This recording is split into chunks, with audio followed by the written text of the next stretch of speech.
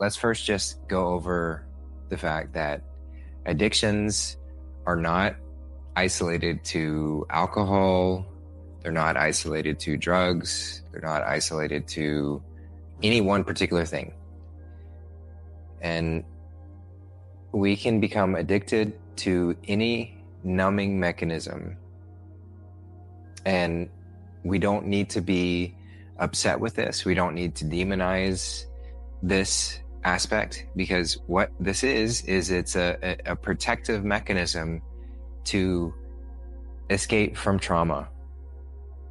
We're thrust into a reality that is traumatizing from the split second that we're brought into this creation, and even before. We're traumatized in the womb. We're traumatized. Our mother is full of trauma. Her lineage is full of trauma, and that trauma is just bombarded all over us constantly. So it's a very natural thing for us to seek protection from this constant bombardment, this constant attack. So reframing our relationship with quote unquote addiction is essential to actually transmute this, to forgive ourselves for finding and to even be grateful for finding these aspects, these things, for at least for a time, to alleviate the pressure of those traumas. So it makes perfect sense why somebody would turn to drinking or drugs or pornography or sex or shopping or gossip or sports or whatever. It doesn't matter. They're all the same as far as what is the root cause of why we pursue that. We have different flavors of pursuits, different inclinations of things. We have different constitutions. We come in with different layers of karma, which manifest attached to certain chakras within us. And these chakras, these sort of flavors, cause us to pursue different forms of quote unquote addictions, numbing mechanisms. So having a holistic understanding of the why do we get here is really helpful, because then I can start to uncover, okay, what initially brought me here? How did I get to this space? And I have to be willing to really dive into that. It's not something that, and that's where conventional therapy, I'm not going to go out and say that all therapists aren't worth anything, but I will say that most of them are not. Most of them are just trained in the conventional ways, and they have these certain patterns and textbook ways that they go through certain aspects, and it can give the illusion of benefit for a time, but really it just creates a prolonged customer that has to keep coming back, and it feeds right into the pharmaceutical industry, because they're like, oh yeah, let me treat this addiction as quote unquote bad, but let me shove you into another addiction that I'm deeming good in this pharmaceutical drug. It's doing the same thing. So we haven't healed anything. We haven't solved any problem. I've just shifted you into a way that I can make money instead of you paying your bartender or your liquor store or your drug dealer. I'm going to be your drug dealer now. So, and of course they don't realize this. Forgive them, Father, for they know not what they do. But that's what's happening. So when we start to see that, then we can start to unwind from that madness. Forgive ourselves. Don't beat ourselves up for whatever sort of aspect we've fallen into, whatever form of addiction we've fallen into. I've had addictions. I still have addictions. There's still there. I've had my moments with, falling into stupid little games, where I was just I don't really want to focus my time on something. So I want to play some game on my phone or something like that. And it becomes an addiction. And if I beat myself up for that, it doesn't help with healing where that's coming from. And I don't get through it. So it's kind of like allowing myself to have that and see it, and then unravel the pattern of like why I got here. I've had addictions with food. Still do to some extent, you know, like we all do. but I'll just speak for me. Food is still a driving force in my life, even though I've shifted what I eat towards a space of less harmful substances. Still just that driving force of like, you know, what am I gonna eat, and when I'm gonna eat it, how much I'm gonna eat, like it's still there. So, you know, that's a form of addiction. I'm not gonna beat myself up over it, because that doesn't help. You know, just being very vulnerable, personal. Pornography was a huge addiction of mine. There's those tentacles. I don't engage with that directly, but there are still those things, and we're all aware of like those ads and pictures, billboards, and whatever, purposely trying to lure you back into that way of being. And I would be lying if I said I didn't have that draw at times. You know, that lustful temptation. So, addictions. I've done the drugs and alcohol, you know, like that. Those have been pervasive in my 20s. Big addictions. But I'm just saying that to give a personal aspect of where I'm quite certain that we all have different flavors of things that we've used as numbing mechanisms in different points in our lives. Sometimes just for the sake of like not knowing what the hell else to do. Having a reality of that is so vacant and empty. So you mentioned your friends and still being in that party mode, like they're not quite ready to take that leap to recognize that system is designed for that. So they're using, and you know, you too at times, we're using these numbing mechanisms just because like, I don't know what the fuck else to do. This world is so fucked up. And I feel so insignificant. I feel so small, powerless to be able to do anything about it.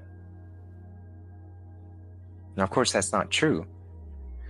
But when we believe we are powerless, we become that. That's how powerful we are. We can make ourselves powerless just by believing it.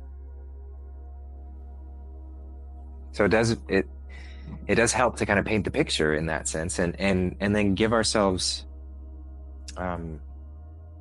leniency and forgiveness, even gratitude for those mechanisms, like I said, to move away from the trauma, to protect ourselves from that. They acted as a barrier. And that's an aspect that things like AA.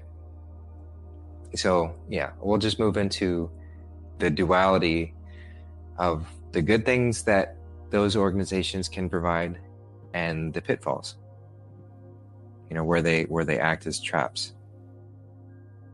And that's kind of what any solution that mainstream society presents to us, it's going to have a trap built into it, even if it appears like a solution. Just like religion, it appears like a solution. It appears like an avenue out of this world of suffering and trauma, but it's just a trap. It's a trap to get you believing that you're powerless and that you need a savior. AA gets you to believe that you are a worthless alcoholic or addict for the rest of your life. You stand up and you recite this spell every single meeting, and they force you to. I mean, I don't know. I've never been, but it doesn't seem like they really stand for anyone not repeating that very stereotypical line, "Hi, my name is Justin and I'm an alcoholic. Hi, my name is Justin and I'm an addict." So right there at the beginning, I am identifying with something that is less than. I'm growing attached to this powerless being that's not real, this false identity. And then trying to build something off of that. So that's kind of looking at it from the detriment from that. Now, the silver lining and what's being attempted there, and what we can easily transmute, with just subtle tweaks, is having the humility to truly and honestly take full responsibility that I want to change. I want to do something different. I don't want that reality any longer. And in order to do that, I have to be humble enough to actually acknowledge, like, okay, yeah, this cause is producing an effect in my life that I am now have outgrown. I don't need to hide from these traumas any longer. I don't need to numb out with these ways. I'd rather transmute them in a different way. So that's kind of the underlying reason why they say you need to repeat that line at the beginning, "Hi, my name is Justin and I'm an alcoholic," is to put it all out there and be willing to leave it. But saying that isn't leaving it. It's just growing attached to it. So there's better ways to do this, to really heal this, not to identify as if to claim ownership as if somehow I am this addiction. You're not that addiction. You simply have chosen that addiction for a time. We've chosen these numbing mechanisms for a time, for a reason. But what's the reason? What's the root cause? I am not that. I am not this body. I am not this patterns of behavior. I am not this name. I am not this identity. I am the consciousness that is inhabiting this, all of this. And I get to reframe and rewrite this any moment I want to. I'm never bound to anything. I'm free. I'm sovereign. I give up my sovereignty if I choose to. That's how sovereign and powerful I am. I can become a peasant if I want to. But I am a king. I can't ever really truly step away from that. I can only pretend to.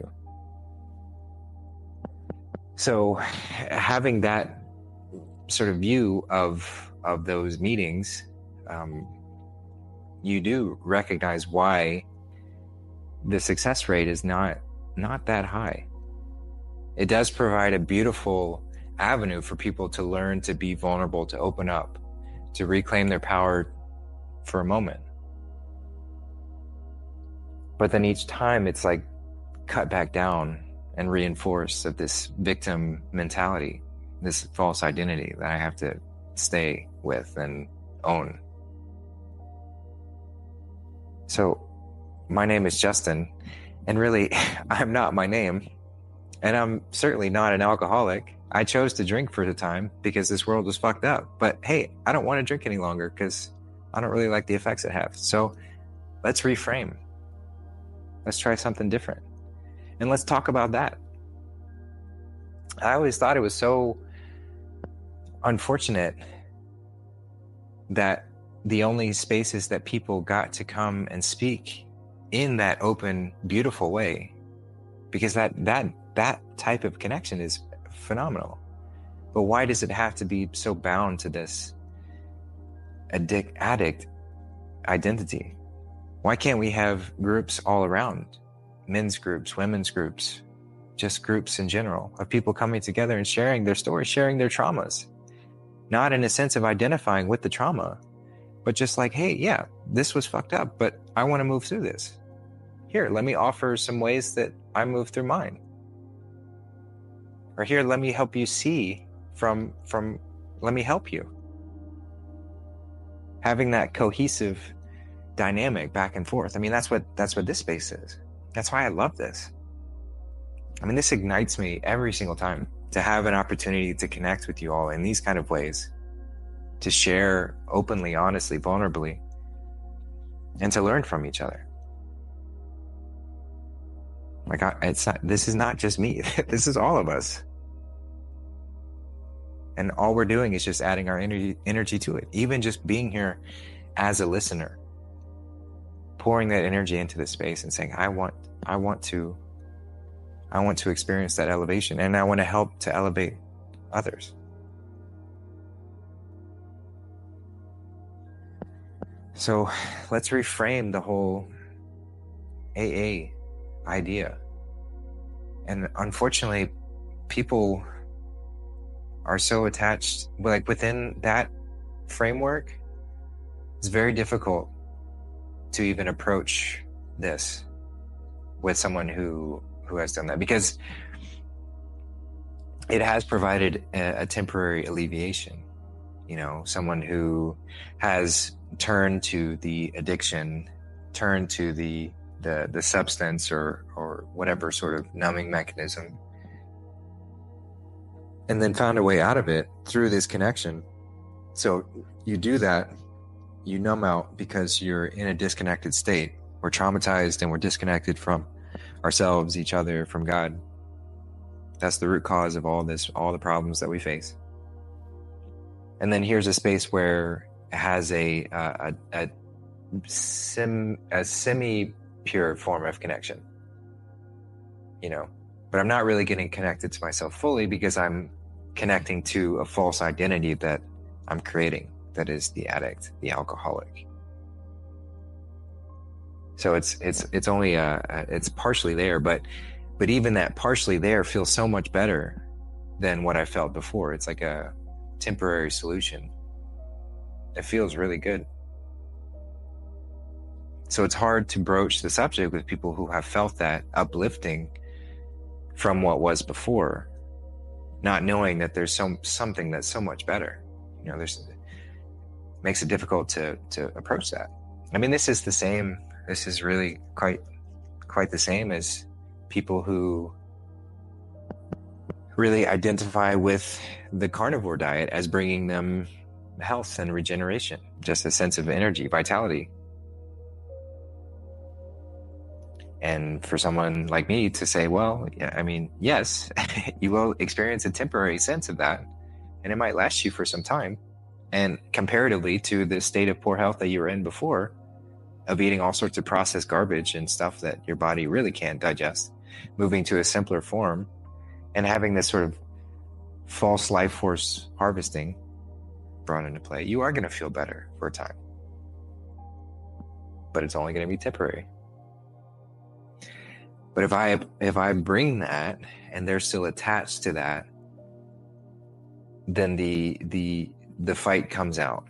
You know, oh, how dare you try and take away this feeling, this sensation of health that I'm experiencing. You're trying to bring me back into the decay and the poor health I was experiencing before. That sense of attachment comes out. So it's very similar to this, of people who are very attached to the AA meetings as if that's the end all be all. That's what has to get me out of it. So I'd love to continue having these kind of discussions around it, and we don't need to like do away with the model entirely. Like the 12-step program seems to do a pretty good job. It probably could use some tweaking, but the framework is there. Just like really identify the problem. Don't attach to the problem like they suggest, but identify it. And then let's get to the root cause. Let's see where this comes from. And the only way that I'm going to be able to genuinely see the root cause of the problem is if I'm genuinely open to the full holistic truth about how this society was created and that we've been lied to about everything. So if that's not the foundation, we're not going to get there.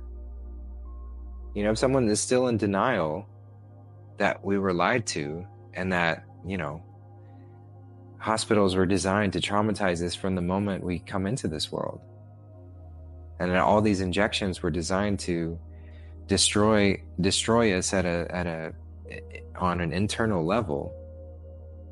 And all these foods, quote unquote foods we've been eating, are just toxic garbage designed to kill us and keep us in a poor health state to where our body is just in pain all the time. And where the news is just feeding us fear to constantly keep us in a state of turmoil. And our politicians were just they were just accepting money to feed us into the slavery system further. So if all those things can't be discussed, not to mention the fact that, we live on a level stationary plane and we've been lied to about our history, and religions are all, you guys know all that. But if that can't be the foundation of like, we've been lied to about everything, then I never have a solid footing to build off of. I'm always going to be building my house on the sand, and that sand's going to get blown away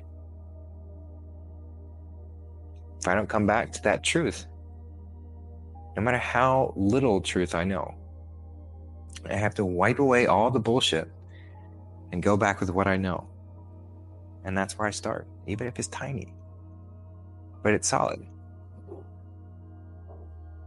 So if that's not there, then none of those things will work. If my therapist I'm speaking to isn't coming at the issue with this holistic understanding of why we got into this spot in the first place, they're not going to be able to help me. They might give me some tools that I can take away. I'm not saying that they won't give me anything. They're not going to be able to give me much because their foundation is very unstable themselves. So yeah, that's really the crux of reframing our relationship with addiction. It's not beating ourselves up for it, for what it is, but just a recognition like, hey, I want to do something different. I don't want to be drawn into that. And if I have moments like, okay, this is a traumatizing experience still, I'm just gonna, I fell, I'm gonna get back up. I'm not gonna beat myself up. I'm not gonna harbor any further anger or suffering because of it. Just, okay, I slept here, I ate the French fries, whatever it is. Like, I had the experience, like I came to Italy, I ate the pasta, I got sick, it didn't feel good. But I'm not going to add to that by beating myself up. I'm just going to recognize like, hey, okay, I didn't like that. I didn't like that feeling. Not really worth it. Sure, it was delicious, but is it worth it? No. And we just move forward in that way. So just reclaiming this process of not time linear based reality that we've been taught and programmed, but it's cause and effect. So if I'm experiencing an effect and this effect is unpleasant, I'm getting hungover, I don't really enjoy this process. I don't feel as connected to my friends who are still doing that. Whatever the effects are, and you say, I don't really like those. Okay, well, what's the cause? Oh, the drinking is the cause, so let's change that. But the drinking is still an effect from the cause of the trauma, at some point, and leading to the effect of wanting to numb out because of that. So it's like this unwinding process. We're not missing anything. We don't have to add anything to us. It's just peeling away the layers. And doing that takes a lot, not to make it sound daunting or unachievable. We just take it step by step. But just recognize it's a task. There was a great video I watched thanks to Paisley. She posted this. This was a Teal Swan interview, and she was talking about generational trauma. And just how, like, literally within us, we have these layers from generations ago that we might not even be consciously aware where this came from. Why do I have this particular phobia? Why do I have these sort of addictive patterns? Where did that come from? And if I'm not even willing to ask the question, then I won't get there. But asking those questions yields a deeper insight into, oh, this might not even come from me in this particular body's experience. This could be passed on to me through generations. And that's even just looking at it from a physical level, right? And just expanding on that, like it makes sense that we have this sort of way of passing down through our genetic transmission. Because say there's, say there's like a carnivorous beast, and this particular set of animals continues to get eaten by this carnivorous beast. Well, any animal that survives, any lineage that survives past that, is going to be the one that recognizes that's a threat. That's a problem. If I'm going to survive, I've got to be on the lookout of that. Fear is not an enemy necessarily. It can be a tool on the animal, more primal level. Now we're here to evolve past that, but just to recognize these mechanisms of what might have been passed down through the generations. So yeah, recognizing from that aspect, but then going even deeper of like, we've had many past lives and past life karma and things that have been transited into those aspects as well. So it gets pretty deep, and not to say all this to be overwhelming, because that can be a whole nother layer that leads to apathy. And then we're just like, fuck it, I'm not even going to try anymore. That's another way that society loves to get us into that state where we turn to substances and numbing mechanisms. It's just like, wow, it's so overwhelming, I can't even get started. So fuck it, I'm just going to get high and put my feet up and do that every moment I have that's free. That's another trap. So not to make it sound overwhelming, but just to put it out there. This is a multifaceted thing to look into. And if we're ready and open, and if I'm in that state of surrender, then God's going to bring us exactly what we need. So just for you in your particular instance, like God brought you to that moment to where you were willing to say, I want something different. You went to the AA meeting to see what that was to see, to learn from the good things that it provides, gain that courage to speak up like this, which is beautiful. But also see through the contrast so that you can learn, hey, this might not be exactly what I'm looking for. And in fact, if I'm looking for things outside of me, I'm looking in the wrong place in general, because I need to be going within. I need to be seeing what's brought to me there. And so being in that state of surrender, of course, God can lead us to things in the external to bring us, to give us that reminder to come back within. But ultimately, that's where the work has to be done. So I hope that helps. It's not getting too specific. And of course we can, if you'd like to, if you want to share anything more or go into anything deeper. But that should give a pretty good general idea just on the holistic look in at what addiction is and where it comes from and why we experience it. And then it just helps to reframe our mindset around it. It's not some like war that I have to fight against it and beat myself up when I have anything, or count any days and go into this linear thing of like, yeah, like I'm X amount of days sober or whatever. It's like, yeah, I did that for a time and it was whatever, and I'm grateful for it, but I'd rather do something different. Because if we try and force ourselves to stay away from something, then it creates like a potential for a boomerang, much more so, which is why people going into those programs don't always find true healing and get away from it. It creates that swing back and forth. So yeah, that would be what I had to offer there. And I guess just suggest that to me, it sounds like, from what you're saying, like it sounds like you're ready to move on, and just don't let society tell you how it has to be done. or what you need to do and how you got to go about it. Like we're reframing all of that. And so you going through this experience is helping countless others to learn from you and this experience and what you're going through. And so I just want to say thank you for showing up and sharing with us, and always invite you to come back and share however much you like, whenever you like, or ask any questions on the topic, or yeah, I think it's beautiful, and just really appreciate you and honor you for that. So with that, I will pass it back. Thanks, brother.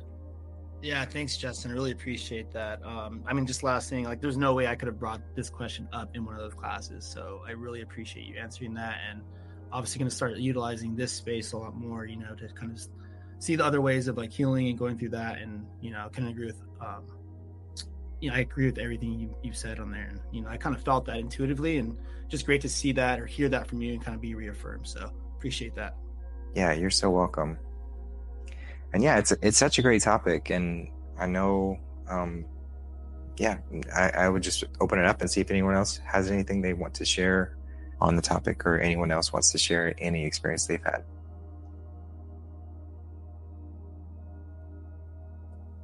Hey guys, I wanted to add that what we're actually doing, even just by having a discussion like this, is we are taking those systems and the formats that we would usually go through. Okay, this is what I need to do now. I need to reach out and do this program that's actually going to create a lot of need and want and expectation and attachment to myself and to it.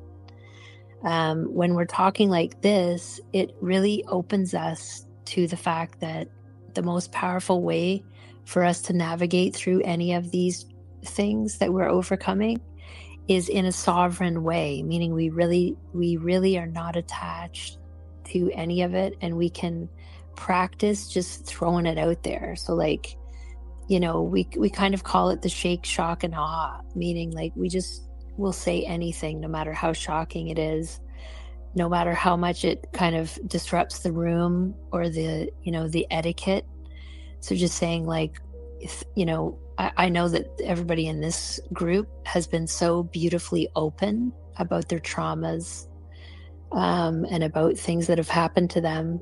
And that's really just putting it out there and just saying it. Not only does your whole body relax and release into just being able to like utter it and have a group of people hear you, because once you're heard, your higher self goes right into healing and lifting and clearing and getting to the root of the problem, instead of just, you know, placing you in that place of worship and trying to be saved through it, or, you know, having the pressures of all of that. I think that the sovereign soul walking the earth is the most powerful thing to witness, and it inspires those that have not quite got there for one, you know, for one reason or another, to really just open themselves to just put it out there, just say it out loud, just shock people, just be bold and be blunt and speak just how it is, like a raw truth, and you'll be amazed at how your body begins to heal.